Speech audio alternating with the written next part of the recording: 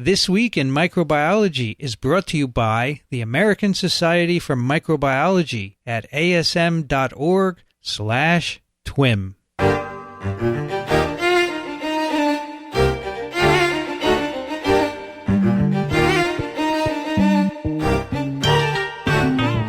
This is TWiM, This Week in Microbiology, episode 217, recorded on May 14th, 2020.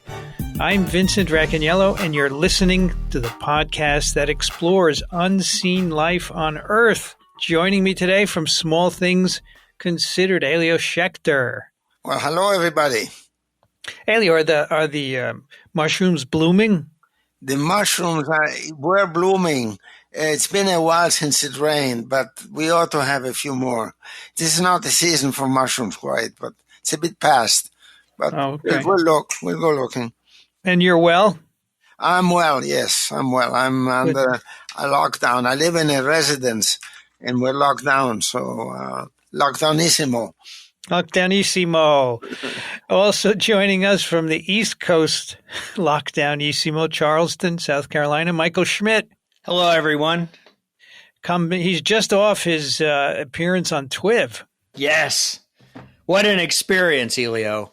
They have a cast of thousands as podcasters. We do. We have a lot of people. It's hard. Yeah. But you people liked your appearance very much. They appreciated the dental information. So thank you for doing that. I enjoyed it. Today we have a snippet and a paper, and I'm gonna ask Michael to start with his snippet. All right. This snippet is in one of ASM's open access journals, MBio, and it's entitled Optimization of an Experimental Vaccine to Prevent Escherichia coli Urinary Tract Infections. And it's from Valerie Forsyth, Himpsel, Smith, Sarkisson, Mike, Stocky, Sinsanova, Alerte, and Mobley, and they are at the University of Michigan, actually in Michelle's department. And so Harry's the chairman there. He is. Yeah. Okay, I thought he had stepped down and maybe retired. He did step down. Yeah, they have someone else. Yep. So as you can tell from this title, this snippet is going to be about urinary tract infections, an ailment that will affect half of all the women on our planet at least once during their lifetime. And this actually costs all of us in the United States annually about $3.5 billion. So they have addressed in the NIH guide the relevance statement.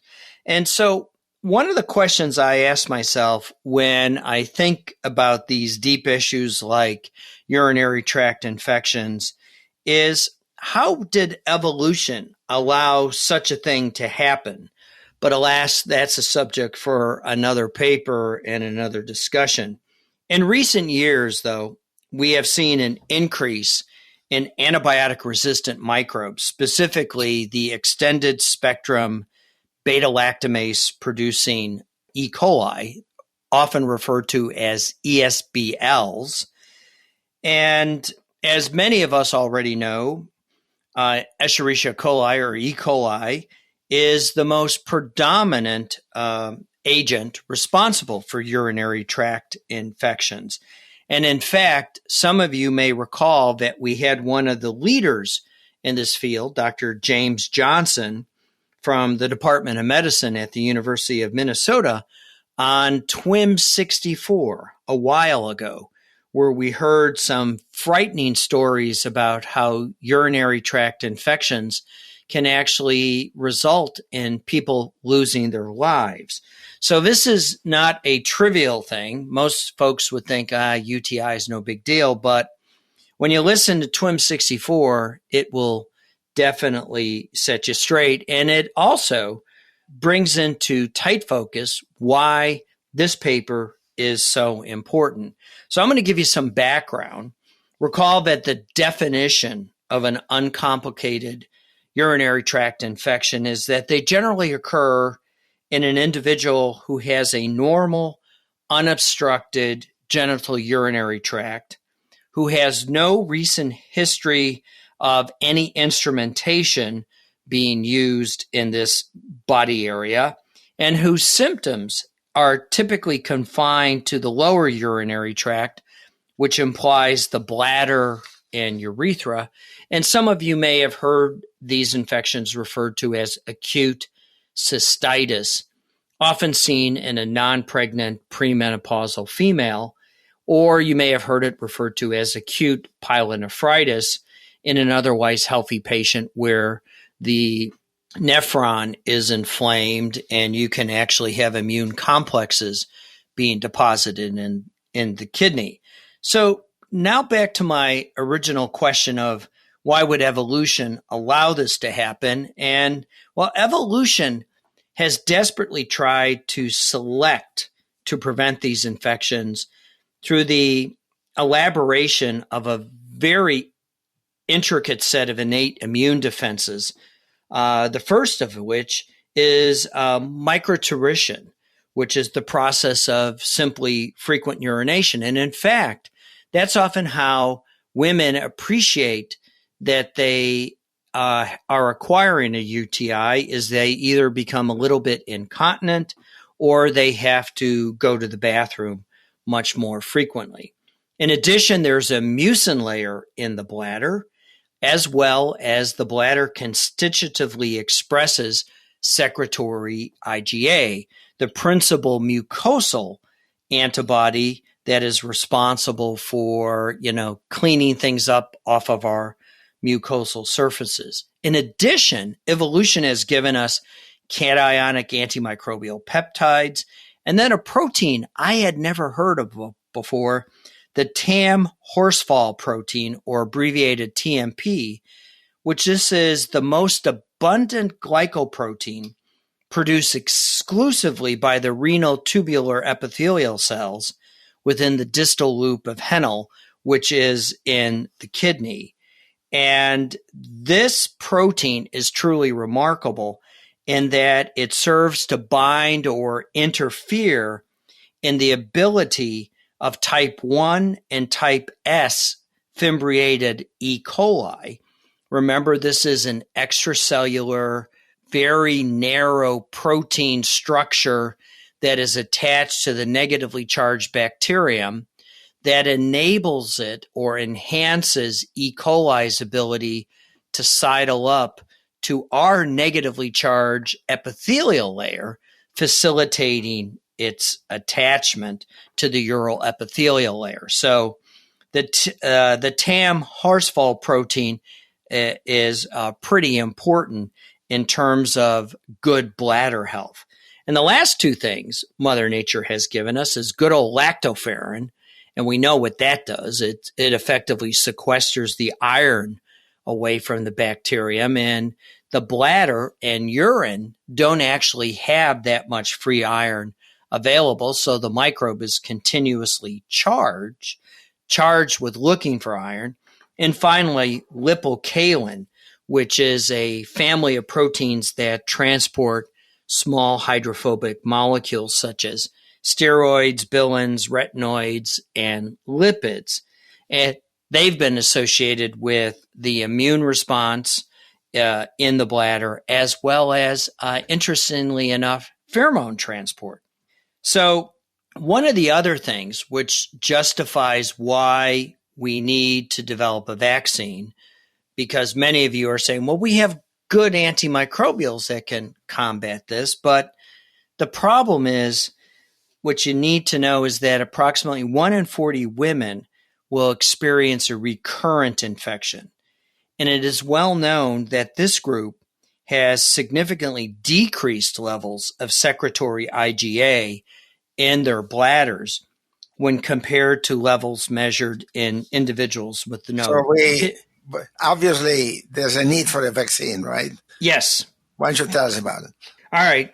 So there is a need for the vaccine.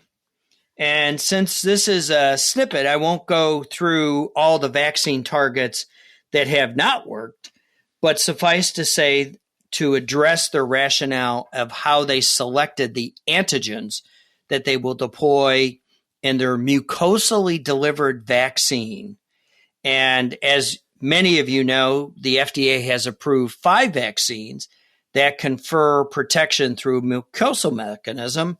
I personally have been vaccinated this way twice, first with polio, using the live mucosal vaccine of polio, and secondly, through Salmonella typhi. But there are other vaccines that are mucosally delivered via rotavirus, influenza, and of course, cholera.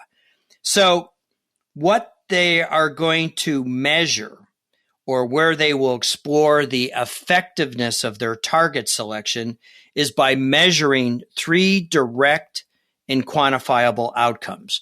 So you need to keep these in the back of your head as we go through this. First, their vaccine should result in fewer bacteria in their 3 targets: urine, bladder, and kidney, subsequent to vaccination.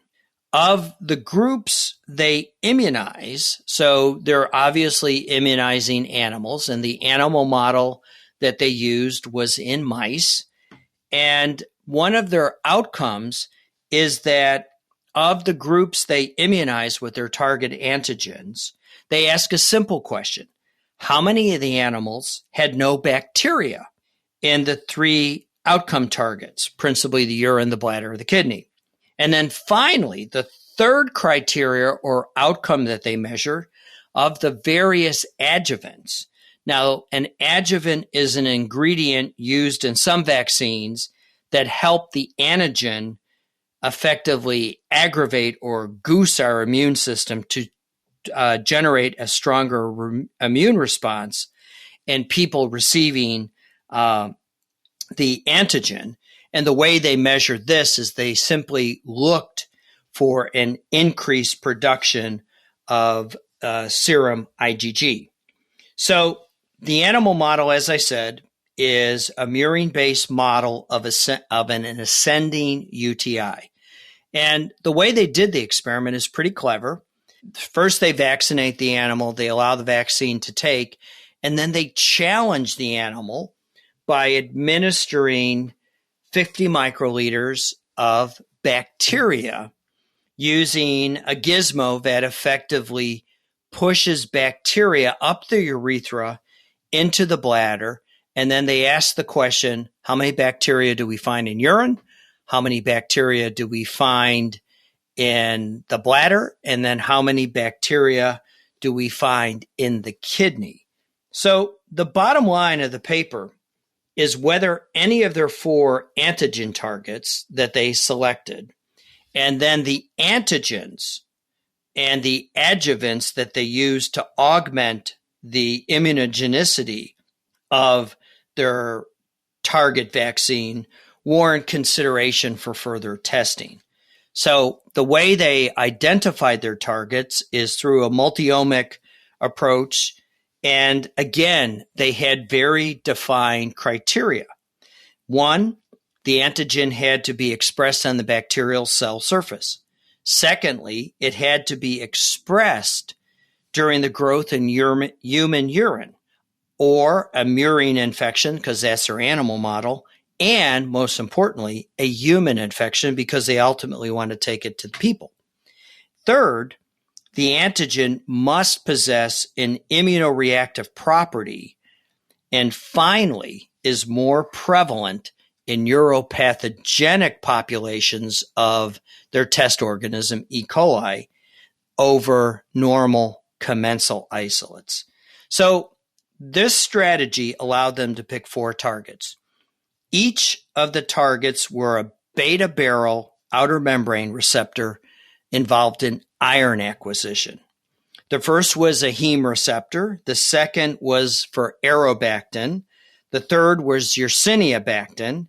And the fourth was a putative siderophore required for iron acquisition, as well as it being able to facilitate the development of a biofilm.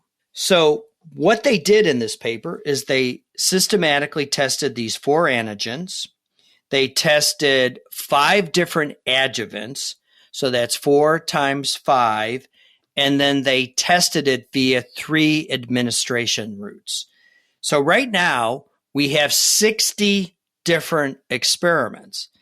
And this is to give you the scale and the volume of animals that they had to test, because in their experiments, they often had between 10 and 20, sometimes even more, animals per group. So they tested it, and some of this work has already been published, and they realized that the cholera antigen is an appropriate adjuvant in mice. But the problem is a no-go for humans, because cholera toxin, as we well know, has toxigenic properties, being able to induce in a human profuse watery diarrhea, 20 to 30 liters per day, with an oral dose of as low as 5 micrograms. So they evaluated 5 adjuvants, and they settled in the experiments that I'm going to present on 3 of them, because they gave them superior results. Their first table has all of these combinations in it, and you can judge for yourself that they had a wide variety of successes with it. But the bottom line is that their intranasal administration using these 4 targets and the 3 adjuvants that they had selected were by far superior. In the beautiful experiments that they set up, they established that by immunizing via the intranasal route, it would provide the greatest protection of the UTI. Again, their selection criteria: reduced CFUs, more animals without bacterial colonization, and more IgG. And in this data-rich paper, you just have to break it apart, and what you look for in each of the figures, and this is the first figure that they present to us, is the one with the shortest bars. And here you can easily spot that in urine, the siderophore receptor adhesion factor, IREA, and the heme receptor, HMAA, resulted in the lowest concentration of bacteria in urine. And in fact, it was at the limit of detection of the assay. And the best adjuvant was the cholera lookalike adjuvant that they used, referred to as DMLT. For the bladder, again, it was the heme receptor. It's an E. coli enterotoxin, right? Yes. E. coli enterotoxin. That is absolutely correct. And for the bladder, again, it was the heme receptor, like we saw in the urine, the cholera lookalike adjuvant, and here, rather than the siderophore adhesion, it was Aerobactin, or LUT-A. And finally, for the kidney, the only significant one was LUT-A and another adjuvant, poly-CG. So the second outcome was whether or not there were larger numbers of mice without detectable counts. And in this first figure, they give you the dot of the individual animal. So you just simply need to count the dots to assess whether or not the adjuvant antigen combination did any good. And then the third outcome is what adjuvant produced, in concert with the antigen, the highest concentration of IgG via the intranasal route. And here, rather than looking for the shortest bar, you look for the tallest bar with the 3 sigma designation, or p-value of 0.001. And again, it was Aerobactin using the cholera-like lookalike antigen. So summing up, there's no vaccine in the United States to prevent urinary tract infections by E. coli. And in this current era of increasing antibiotic resistance, developing protective measures against UTI pathogens, especially the uropathogenic E. coli that Dr. Johnson talked about back in TWiM 64 is vital. With that goal in mind, this manuscript systematically tested these 4 antigens that they had previously validated for their protective efficacy against colonization of bladders and kidneys in their experimental murine urinary tract infection. And in combination of the 5 adjuvants, that would eventually be suggestive of their clinical trial design. And again, they found that intranasal immunization was protective for mice, while intramuscular and sub-Q routes, which are more commonly used for humans, were not as good. So I was really excited about this paper because of the amount of data that was presented. And Michelle asked me to point out that the first author of the paper was one of Dr. Mobley's senior technicians, who has earned a master's degree. And she writes back to Michelle, this work being presented is an excellent example of team science, which I am passionate about. When we executed one experimental trial each month for 3 years with a crew of up to 8 people, all performing their individual part. That's why I went through the aggravation of offering to Elio how many groups, how many adjuvants, and how many animals, because when the sac days or the sacrifice days happened, it would span the length of an entire shift, and misery loves company. So all these 8 people were literally sacrificing the mice, isolating urine, bladders, and kidneys. They had to grind up the bladder and the kidney and then plate them on LB. And what she wrote is that a unique aspect of the Mobley lab that I really enjoy is everybody's willingness to help each other whenever large experiments come up. And she leaves us with one last bit of advice for junior colleagues, is that you don't need a PhD to do impactful science. Have the confidence to lead a project and work with a mentor that encourages you to take an active role in publishing your work.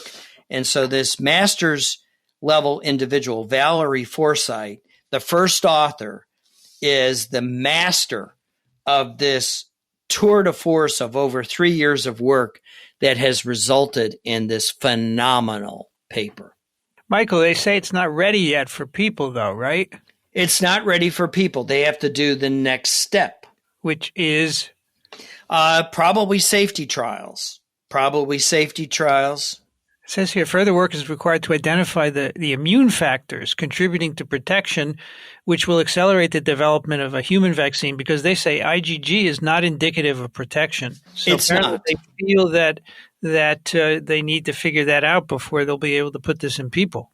I think that's right. That is true. Yeah. Well, it is right, but at the same time, we see an expanded discussion going around target selection for COVID vaccine antigens.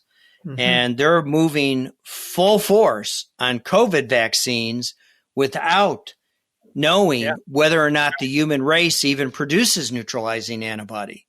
That's right. So that's one of the reasons I picked this paper, is they are doing this in a very careful and methodical way. While some may say COVID vaccine trials may be a little premature, especially since we don't even know whether or not we make neutralizing antibodies to inactivate the virus and whether or not we can confer protective immunity.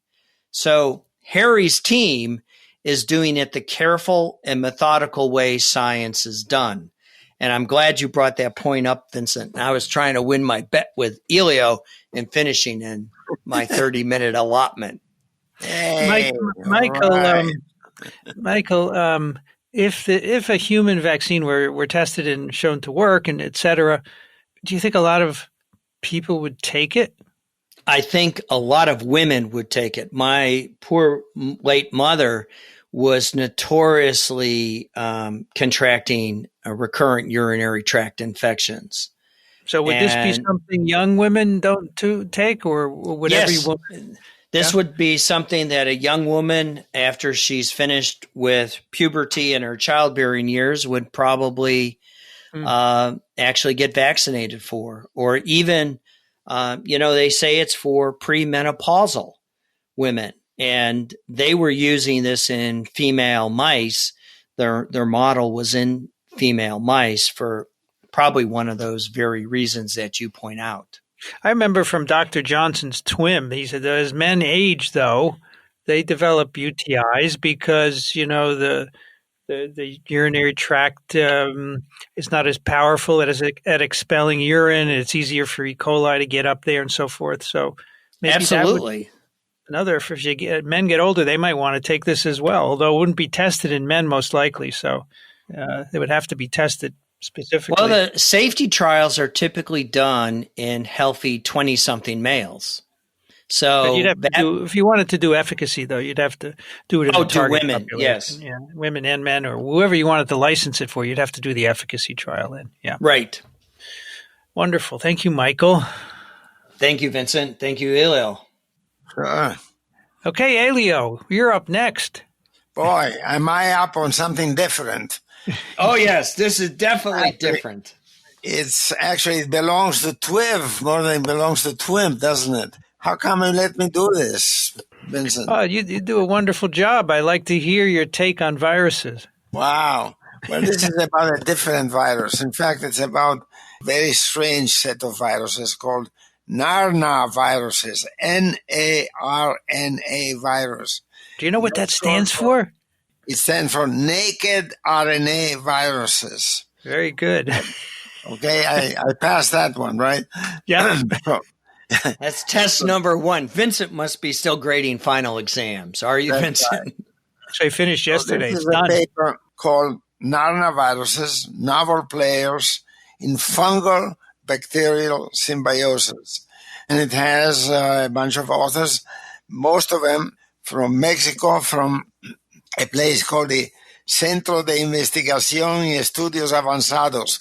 That's a Center of Research and Advanced Studies Center in Irapuato. Irapuato is a town south of Mexico City.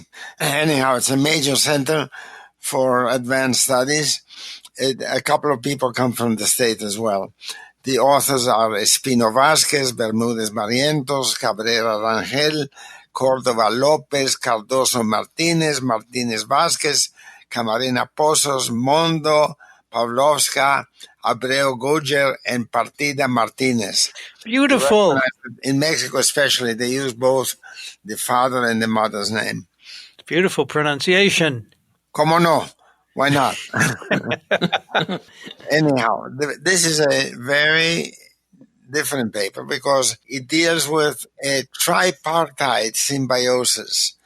Namely, there's been known for a long time there's a symbiosis between fungi and bacteria that affect plants as pathogens, and turns out that viruses participate as well. So this is a tango played by 3 people, danced by 3 people. So let me start with telling you, so that's in itself kind of strange because I don't know many symbioses that involve 3 partners. Anyhow, what we're talking about is a fungus called Rhizopus microsporus, which is a pathogen of a whole variety of plants such as corn, sunflower, rice. It causes rots and blights, and it's a bad guy. It can even affect humans, causing necrotic lesions in infants. I like to say that to balance this out, a related species is involved in the preparation of fermented soy products, such as tempeh.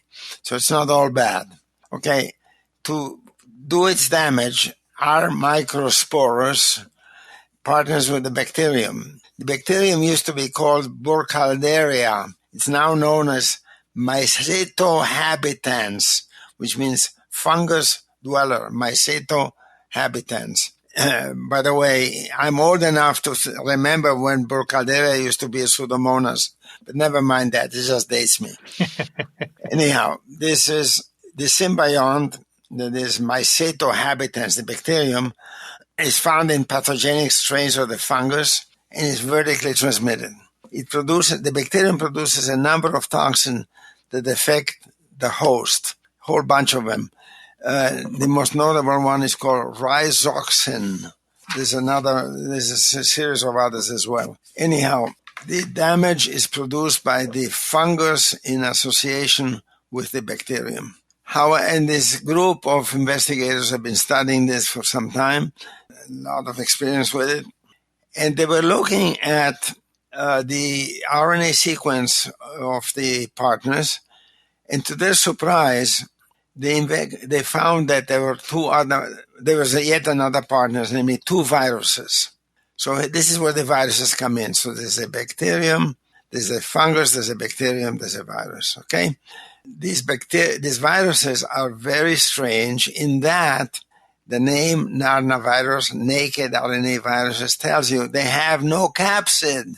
So at first, when I first read that, I thought maybe we're talking about viroids, but they're not, because viroids are not only don't have a capsid, which is similar to the narnaviruses, but also they don't encode for a protein. They themselves are a piece of RNA which does its damage by itself. Here it's different. Narnaviruses do encode for a protein.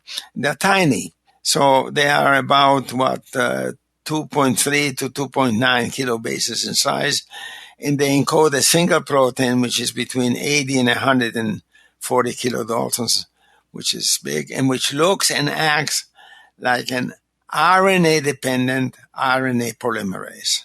So that's all they make. They make this enzyme, RNA-dependent RNA polymerase, which is an enzyme that makes RNA, copies it from another RNA molecule.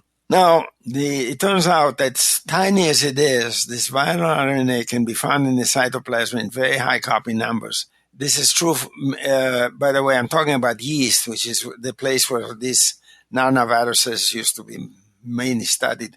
But it turns out they infect other fungi and even C. elegans and a bunch of other insects. So they're quite widespread. And they're tiny. They encode for a single enzyme, a single protein, and they are found in enormous high copy numbers. I read that under stress conditions, it can be 100,000 units per cell. So, and there's a whole bunch of other viruses which are analogous and similar, called mitoviruses, which infect fungal mitochondria. You want to say something about this, Vincent, in terms of virology? Wow, this is very interesting. So these mitochondrial viruses are thought to be... Wait a minute. The ones I'm talking about are not mitochondrial. Yeah, I know, but you mentioned mitochondria. I have to put a word in. Those probably came in with bacteria many, many years ago. So the bacteria had viruses. Then, of course, bacteria entered cells and became mitochondria. And these are remnants of those. But the narna viruses are probably relics of the RNA world. They probably existed before cells and were self-replicating entities, in the absence of cells. And then the idea is that protein synthesis emerged, and with it, the first enzymes were probably RNA polymerases. And then as the first cells arose many years later, these probably entered cells and stayed there because it's a better environment. And so this is the earliest iteration of that, where you would have a naked RNA and just a polymerase, no capsid, because then subsequently in virus evolution, we think that these viral genomes stole capsid genes from cells and then left. So a narnavirus is probably very early in the evolution of viruses when they first entered cells, but before they got capsids. So very interesting. So what came first, the narnavirus or the prion? And my vote is the narnavirus predates the prion. Yes. And the prion then is effectively the catalytic protein that probably the narnavirus co-opted to become the RNA polymerase. Well, the RNA, I agree, the RNA came first and then proteins next, most likely, which is a big leap, but that's what we're thinking. And the first proteins to evolve probably had RNA binding domains. And that from that evolved these RNA polymerases, right? And reverse transcriptase was a big key because that allowed the production of DNA, which then allowed the production of cells, of course. So yeah, very interesting stuff. What I think is interesting, I had a chat with Eugene Koonin in January for TWiM, and we had a discussion of what makes a virus. And his definition is a virus is defined by a capsid. Ooh. It's not, because then you lose narnaviruses. I said to him, why aren't viroids viruses? And he said, oh, well, you can be philosophic about it, or you can look at the facts. And the facts suggest they're not viruses. And I had forgotten about the narnaviruses, though, because they don't have capsids, but they're called narnaviruses, right? I have to ask it's a unique thought experiment, because narnaviruses, being this, if you will, symbiote, is effectively hiding itself from the selective pressures that would get rid of it and require it to have a capsid. Okay, now we have three players: the fungus, the bacterium, and the viruses, right? And like I said, I posted this, by the way, in our blog, Small Things Considered, where I say that the three hold an animated conversation. Mm-hmm. So the transcription of the viral sequences is influences many things like fungal reproduction and development. So one of the things that comes out is that asexual spore formation, these fungi make both asexual and sexual spores, and so they affect both essentially. And the asexual reproduction is decreased, but the sexual reproduction is abolished in the absence of both bacteria and viruses. So somehow they're all interacting. And one of the ways this can be studied is because these authors went to great length to study, to remove both bacteria and viruses from the fungus. And they did this by using an antiviral agent, ribavirin, and cyclohexamide as an antibacterial. So they can get rid of both bacteria and viruses, and the fungus is not too happy as a result. That's about the story. So it's terribly interesting because it involves a whole new, to me, group of viruses that are barely viruses and have all these interesting implications about evolution, as Vincent just explained to us. At the same time, here's a tripartite symbiosis, one that involves not one, not two, but three partners. And I thought this was really quite interesting. So if you take the virus out, Elio, does the fungus grow poorly, or is it just reproduction that's affected? It doesn't grow as well. Doesn't grow as well. Okay. Wait a minute. Am I sure of that? Bacteria colonization is reduced in the absence of viruses. I don't know about the fungal colonization. I don't know. It may well. Well, let me interject. Michelle talked to one of the authors, and this is from Astrid Espinino Vasquez, and she writes, "During this work, my best achievement was to cure the fungal strains from viruses, and afterwards to generate several variants with or without bacteria and or viruses. This set represents a valuable tool to explore in depth the role of each symbiote, and I leave it as a legacy for the lab that brought so many good moments to my life. It is also important for me to emphasize that this publication would not have been possible without the help of all the other co-authors who are always very dedicated, and together we formed a very united and strong team." And she closes, "And present, just a few months after completing my work on narnaviruses, we find ourselves right in the middle of a health crisis caused by another emergent virus. Coincidentally, the new research center where Dr. Vasquez is going to work is to join the network of diagnostic laboratories for COVID-19 for Mexico. And given my experience with viral quantification, by RT-qPCR, I did not hesitate to volunteer to do diagnostic tests in that locality. At the end of the day, this work not only represents a great experience for my scientific life, but it gave me the expertise and led me on a path to help society directly and immediately by doing what I like to do most. And as Michelle points out, this is a wonderful example of how studying something as remote from people as a fungus infecting plants can help in something which is very relevant to people. So this is really a good example of how basic science can enter in the most unexpected ways. Good for them.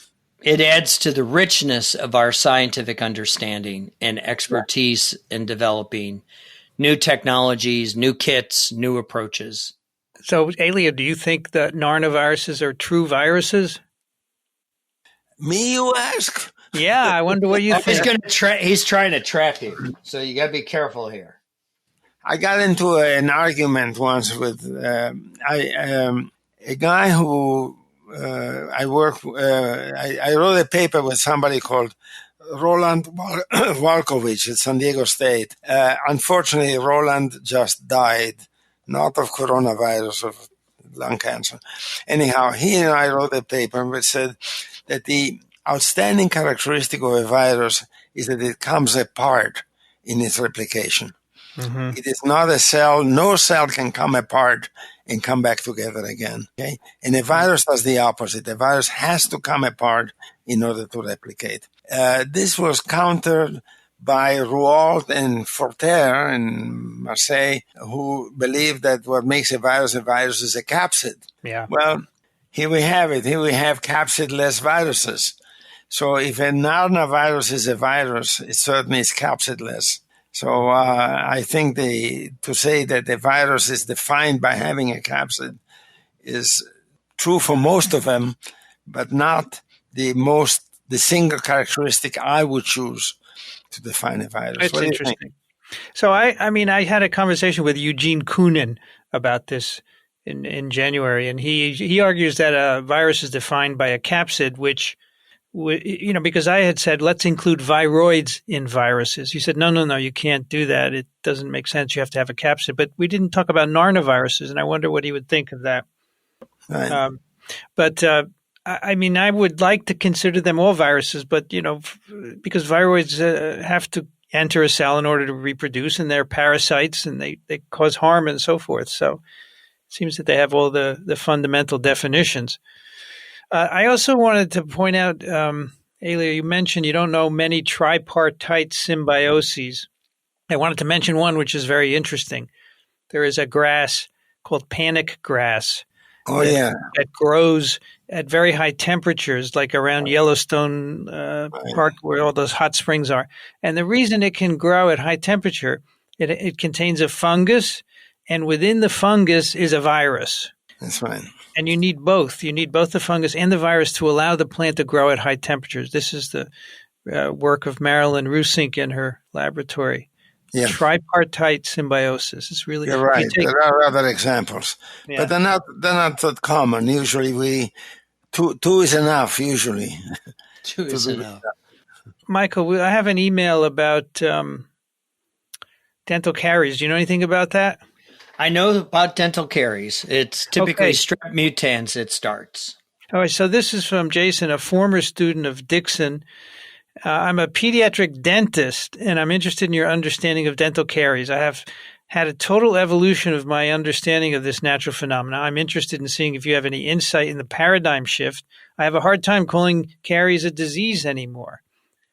So, it's effectively our first infection that we get typically at feeding from our mothers, that she transfers the strep mutans to us, and it sets up a relationship with us. And it, along with Vionella, as most folks who work with bacteria can appreciate, strep mutans is a homofermentative microbe, meaning it only produces one waste product, and the one waste product mutans produces is lactic acid, and that effectively lowers the pH in the microenvironment, which then results in the dissolution of the hydroxyapatite crystal structure that then results in the formation of a dental caries. If you're absent in one of the anaerobes in your oral cavity, specifically Vianella uses as its principal carbon and energy source lactic acid. And so if the Vianella is in a dynamic equilibrium with strep mutans, if the Vianella is not there in sufficient numbers, it won't eat enough of the lactic acid, and that's effectively how you can develop dental caries. Of course, folks have tried to make a vaccine against strep mutans, but that has not yet proven effective for widespread vaccination of humans, simply because I think it's a complicated and dynamic equilibrium that is dependent upon local pH, how much you eat, whether or not you're having lots of simple sugars in your diet. And then what we have seen happen in the transformation of our food supply is we went from sucrose, which was principally the sweetening agent, to high fructose corn sweeteners in everything from soda to salad dressings that are low fat. And the high fructose corn sweetener sort of bypasses one of the control mechanisms that the biofilm has evolved to effectively control this whole dynamic equilibrium going on with this complex microbial community. So caries is complicated. It's a natural infection we all get. It's one of our normal flora organisms. It's one of the first founders of our oral microbiome, and how it changes. And the pediatric dentists have been principally dealing with this by applying sealants to effectively coating your teeth in plastic so the microbes will not be able to deposit acid onto your crystalline hydroxyapatite to dissolve it. I see. So, but if they see a carie already, it's too late to coat it. You have to fill it, right? They fill it and then they coat it. They try that. It will work for a while, but the problem is as you can well imagine, is the coatings are abraded through the action of eating. Yeah. So you have to reapply coatings. How often? That I don't know off the top of my head. It probably has to do with how much sugar you're eating and the acid environment, and whether or not you're eating a lot of materials that can abrade the material off. And it's probably also dependent upon the skill of the practitioner.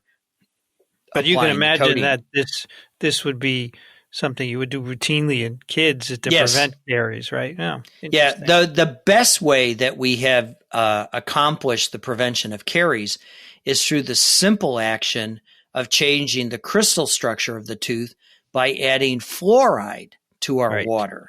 That's right. and the fluoridation, it was literally a wondrous treatment, because you just put a very low concentration of fluoride into the potable drinking water, and voila, caries went down precipitously simply from the advent of fluoridation of water. It was not a giant communist plot to weaken the American public. It actually made our teeth stronger. And anyone who tells you that fluoride doesn't work doesn't know what they're talking about. All right. We still do that all over the U.S., or it differs by locale? It differs by locale, unfortunately. And but I think as we transition more to evidence-based medicine and making decisions about public health, we are going to see a shift back to get away from this non-evidence-based flavor of the day treatments that have no basis in fact. Okay, wonderful. Thank you, Michael. All right, that is TWiM 217. You can find it on any podcast player. We'd like you to subscribe so you get every episode and we know how many people are listening. And if you want to see the show notes, link to articles and so forth, microbe.tv/TWiM. And if you want to send a question or comment, TWiM@microbe.tv. And finally, if you enjoy what we do, consider supporting us, microbe.tv/contribute. If you would like to find Elio Schaechter, he's over at a blog called Small Things Considered. Thanks, Elio. My pleasure. And Vincent, thank you for all the fantastic work you're doing in an era of strange coronavirus. Strange coronavirus. That's a good way to put it. Yeah, my pleasure. I'm enjoying it. Michael Schmidt at the Medical University of South Carolina. Thank you, Michael. Thank you, Vincent and Elio. The Small Things Considered post about the narnavirus is from April 20th, and you can find that on Elio's blog, Small Things Considered. Thank you, Michael. I'm Vincent Racaniello. You can find me at virology.blog. I'd like to thank ASM for their support of TWiM and Ronald Jenkins for the music. This episode of TWiM was edited by Ray Ortega. Thanks for listening, everyone. We'll see you next time on This Week in Microbiology.